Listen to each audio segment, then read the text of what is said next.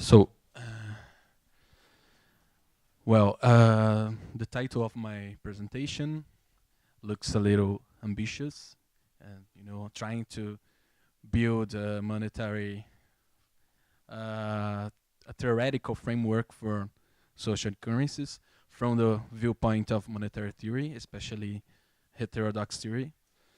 But in the end, the paper itself, this project is ambitious, but the paper itself, it's not so ambitious. So what I did is just describe a few schools of monetary theory and how they could help us to frame community and complementary currencies. Um, so that's it. I just said it. Heterodox monetary theories, endogenous monetary theories, state credit theories, post-Keynesian, a little bit of Schumpeter. I started to write this paper a few months ago, so there's new research coming, but this is the basic framework.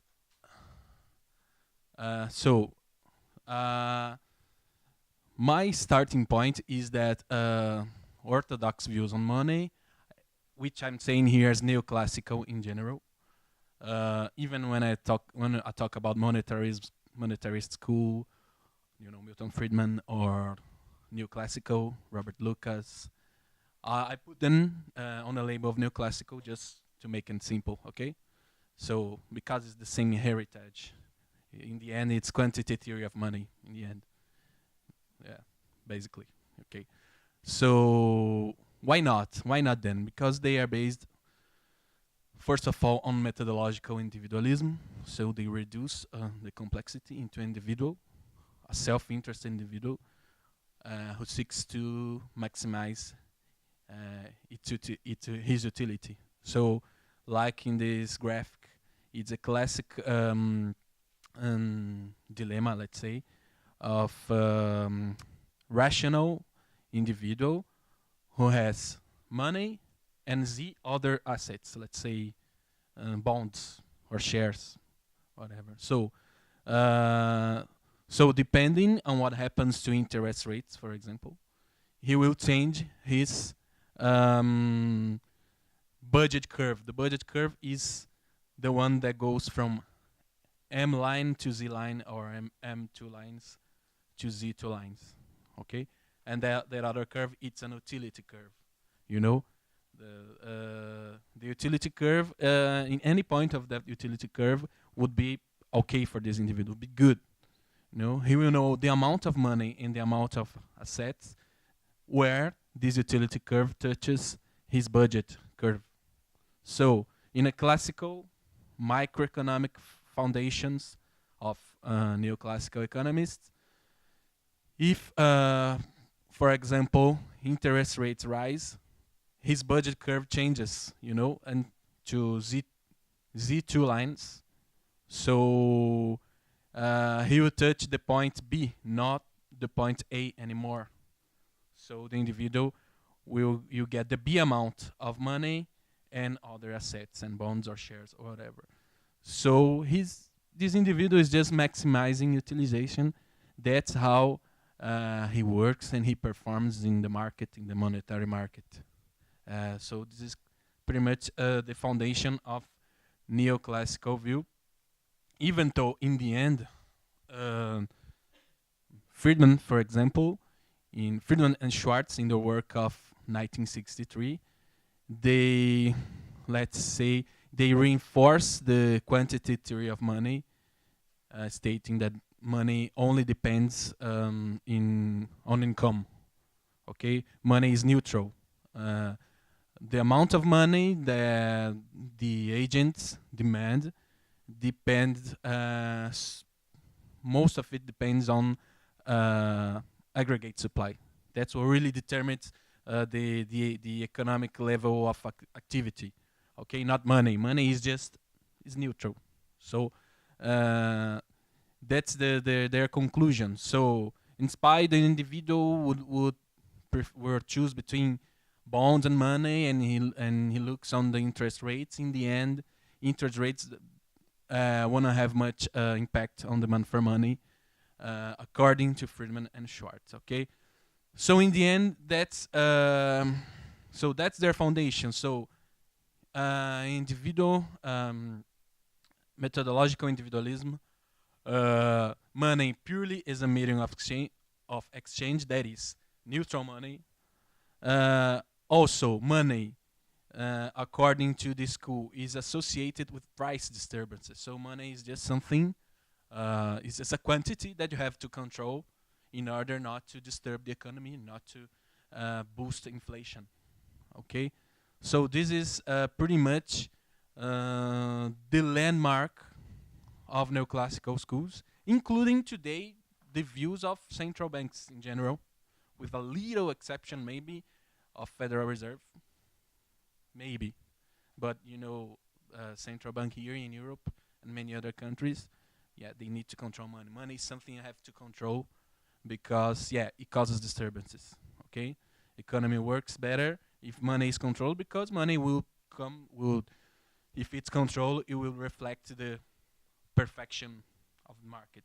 So, on the other hand, we have some theories that look to history and they tell a different story about money. Okay, looking at history, money is created first by the debt and credit relation. So, since Mesopotamia, someone owes something to another. So money is created. It doesn't have to be physical, but it's created in this credit relation. So someone owes something to another person, and this is registered in tables. Now it's digital. It's more. You want to say something?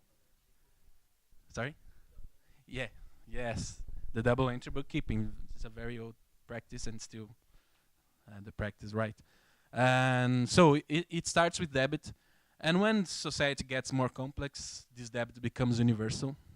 In the end, you owe to the state. Okay, to the ruling class, and then the ruling class becomes the state at some point. And and in the end, the state, if the state is the agent who redeems the money, who receives the money, so the state can define what unity of count it will accept. So in the end, there's, from my point of view, this double, how can I say, essence of money, which is state and credit.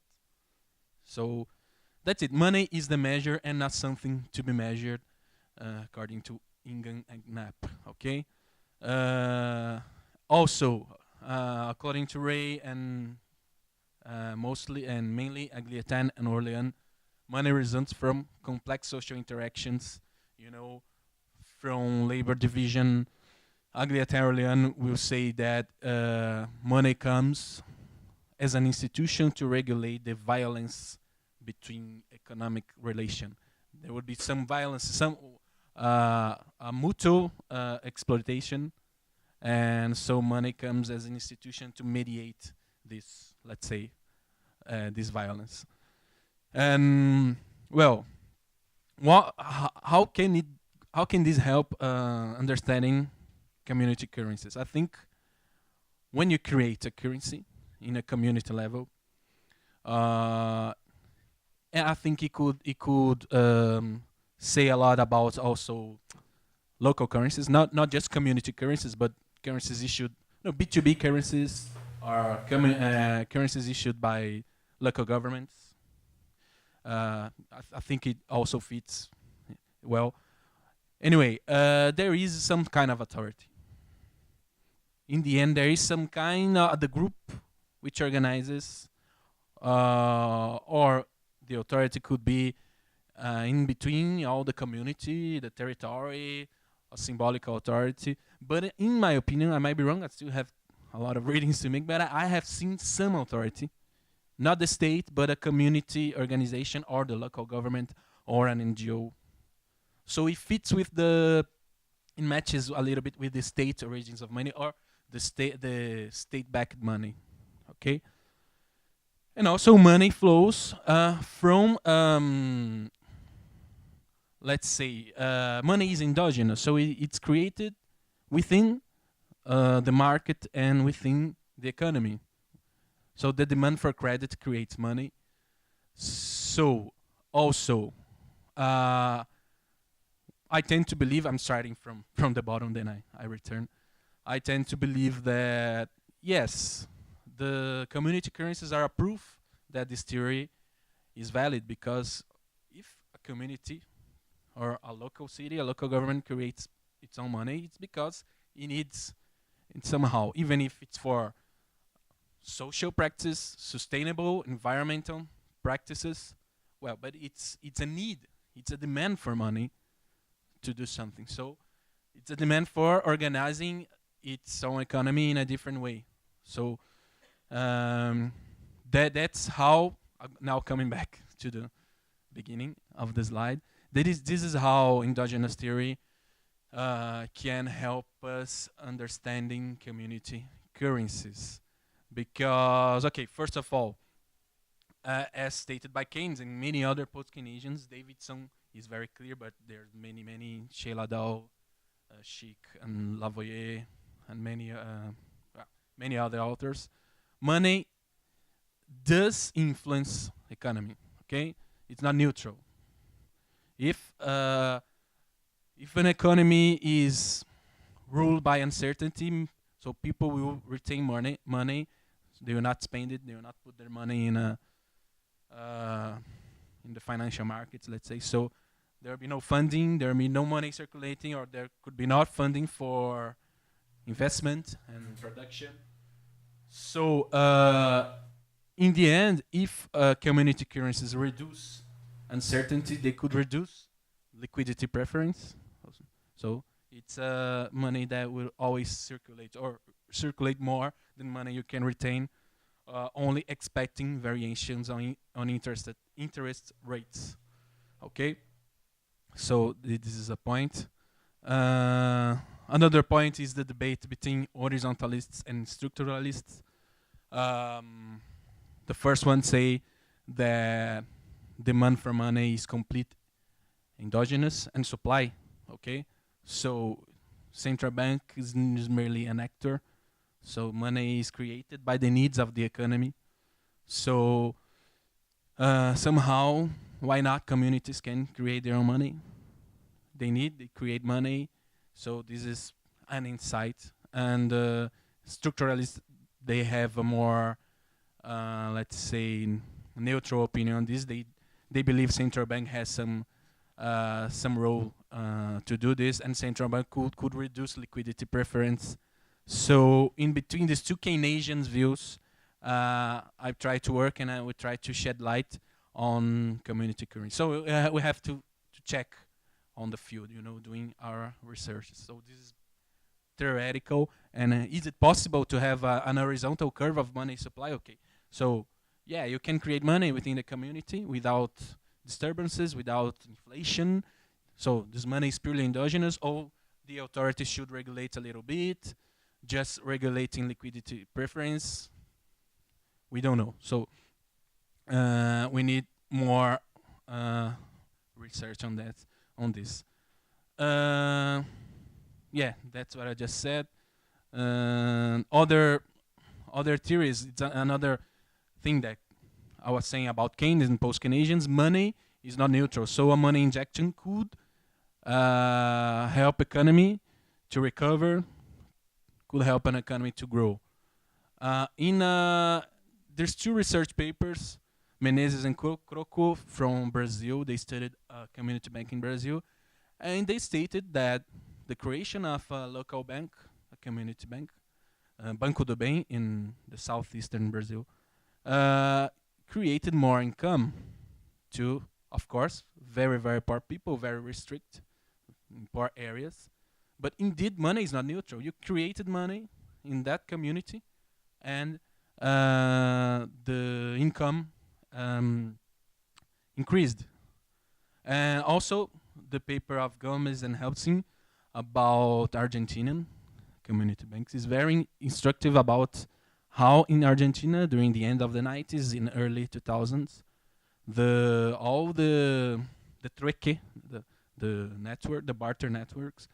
Yeah, they created even enterprises, companies, small shops, small companies that were created after the creation of these local currencies. So it's an interesting, and it could prove some of the Keynesian and overall heterodox theories. Another thing, I didn't explore Schumpeter that much in that paper. I have another works, but maybe CCS could be an innovation, but a social one, because when Schumpeter talks about innovation, he talks about how can I say, trespassing the regular flow of the economy, the circular flow. So once the entrepreneur innovates, it creates another circuit, it's a new economy, it's a new circuit, it's a new circle of products and money and services. So maybe why not? This is a big jump. I know this is quite. I have to be very careful. I'm stating that because Schumpeter and the neo Schumpeterians were thinking about billions of money for innovation, a billion demand for credit. So we are talking of social community innovations. But in the end, if you create new economies, new monies, it's new circular flows. Why not? It's a new circuit. It's a new logic. So maybe it's an insight to frame the community currencies. Another thing is very interesting is we see in the macroeconomics the state sometimes is I don't know how to say in English, the last employer, something like that. When where a lot of people are unemployed, the state could save the economy. In the end, it's a classical Keynesian solution, let's say. And I have seen in at least 2 time bankings, I don't know if in other experiences, that, and this also comes from Menezes and Croco and their research on Brazil. The community bank or the community brokers, I don't know, the organizers, they could, let's say, employ people who are people who don't have any more money, any more local currency. So they could employ them and redistribute liquidity inside the community. So they can regulate. Sometimes, in a case I have been seeing in a time bank in The Hague, in Netherlands, sometimes the organizers, they get too much money because they are more active, they are organizing. And sometimes they organize parties and festivities, dinners, and hire other people who don't have credit anymore. So they hire them, and it's a way of redistributing. So they employ people and redistribute this money, just as we see in the regular economy, in the national economies. So, well, my final remarks. Yeah, this is what I'm trying to do, and many others. I think it's important. It's important to build an economic and monetary framework to CCS, because, okay, we know that people engage engaging these schemes with social ideological purposes, and it's perfect, it's great. But in the end, you have to trade something. In the end, you have to buy something. So it's a mixture of the social purpose and an economic need. So we need to build some monetary framework and embedding these social motivations also. So we have to look on these schools of monetary theory, I think the ones I've mentioned, and plus the circuit theory, which is very close to post-Keynesians. Marxist, I'm not sure. I'm a little. I don't trust that much in Marxist theory for community currencies. Okay. I don't know, because I think Marx wouldn't trust itself. Maybe the utopians will trust. Geselians, of course. Because if you want to change the relations of production, you change in the, let's say, in the factory, in the conditions of production, money, in my opinion, Marx, money for Marx is a little neutral. It's, I don't know, it's not, it's a commodity. It's a commodity, but it's universal for Marx. Okay. Yeah. It's not so, yeah, universal measure of value. Yeah, but okay. But it's not so different from it's still a commodity for him. I'm taking this from Ingen, Geoffrey Ingen. I don't know if you, yeah, but we can discuss later. Yeah, I'm taking risks here. So and institutionalist, I think it's quite important because it deals with the state, also the state credit theories. So we have to look, and we have to look on the social part also. I think Polanyi theories are good for this.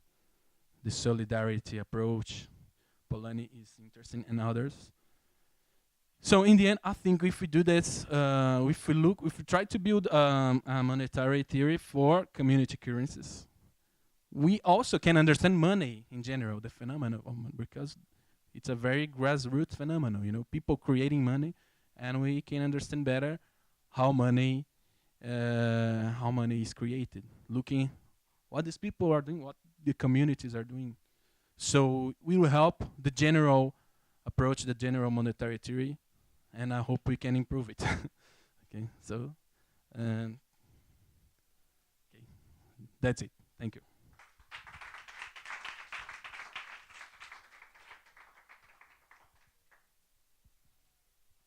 Question.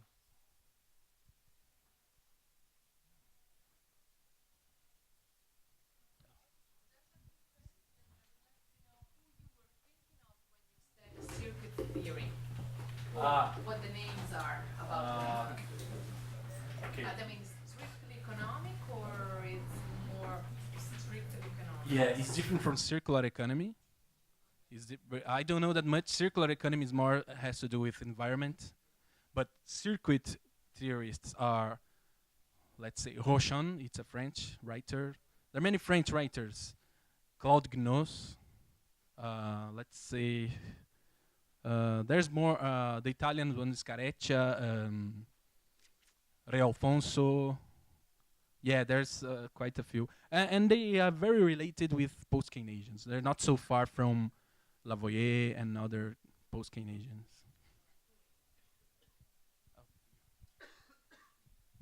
Thank you. Just as a like a comment, I like your approach. I think it's a very nice work to continue, and of course, why it's so nice because if you talk about community currencies, and we start with the community as the state, respectively, the community as the source of money somehow, then we are. I think we are on. We can align our our thinking a little bit more. Thank you. Yeah, we have to make these jumps from, because all these theories are very, they are thought on the macroeconomic level. You know, even circuit theory of banks creating money, and we have to adapt them to the local thing, the community thing. So it's a challenge. Yeah. Okay. Any more? Oh. You said that we need a new theory of community currencies and CC scheme currencies. Do you really think that we need that, or we need to adjust and to find out the right place of the community currencies in the current theory? Well, I think in the process of adapting, we may find something new. We may find, we may create a strong body of studies. So when you adapt, I'm still in the adapting phase. So I'm looking on the monetary theories, Keynesian ones mostly, Schumpeterian a little, institutionalist a little. And okay, we are doing this. But I think when you do this and we need to go to the field and try to make the relations, and then we can create a body of approaches, maybe. I think, yeah, I think this is gonna happen sometime. Okay. Thank you.